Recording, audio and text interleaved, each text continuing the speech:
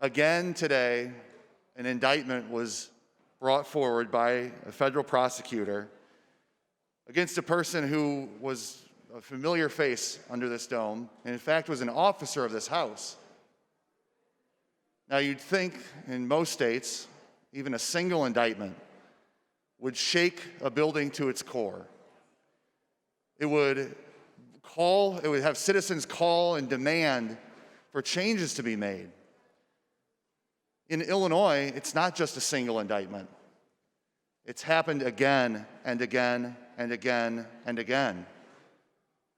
Lobbyists, officers and employees, elected officials, the city, the county, the state level. This is more than just a few bad apples. This is a culture that's been created here. A culture that we share responsibility for maintaining. We have the obligation to the people that we serve to protect the integrity of these institutions. We cannot write off repeated indictments for corrupt acts as just the wayward actions of a few bad apples. Ethics reform should be at the forefront of our discussions. Will we learn the lessons from the past? Will we take responsibility for the culture that exists in this Capitol? Will we be proactive to rebuild and re-earn the trust of the people we serve?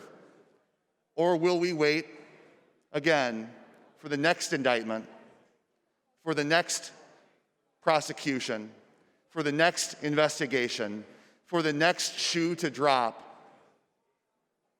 These indictments are an indictment of the culture that we've created, and only we can change that.